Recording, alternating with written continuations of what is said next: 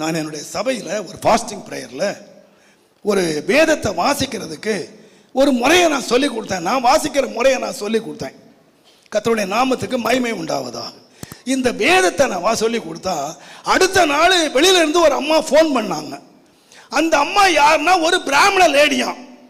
அந்த அம்மா வாலிப நாளில் இயேசுவை அறிஞ்சாங்க. ஆனால் சந்தர்ப்பத்தினால ஒரு பிராமணனே கல்யாணம் பண்ணிட்டாங்க. அதனால கோயிலுக்கு போக முடியாது. அவர் பெரிய ஆபீசர். அவர் வேலைக்கு போன பிறகு இந்த அம்மா 3வது வீட்டில் ஒரு கிறிஸ்டியன் இருக்காங்க. அந்த வீட்டில் போய் பைபிளை எடுத்துட்டு அவர் வர்றதுக்குள்ள வாசித்து ஜெபம் பண்ணி அவர் வர்றதுக்குள்ள பைபிளை கொடுத்துருவாங்களாம். அவங்க சொன்னது நவம்பர் மாதம்.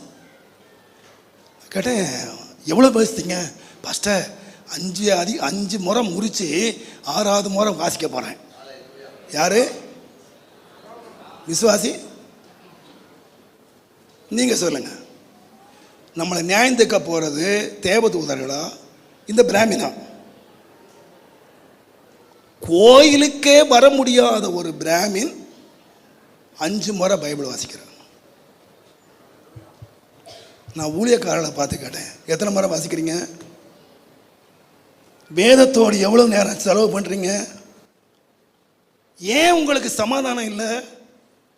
ஊழியத்தில் ஏன் சமாதானம் இல்லை? வீட்டில் ஏன் சமாதானம் இல்லை? உம்முடைய வேதத்தை நேசிக்கிறவர்களுக்கு மிகுந்த சமாதானம். நேசி பாருங்க ஐயா. இந்த வேதத்தோடு நேரத்தை செலவு பண்ணி பாருங்க ஐயா. மணிக்கணக்கா செலவு பண்ணி பாருங்க ஐயா.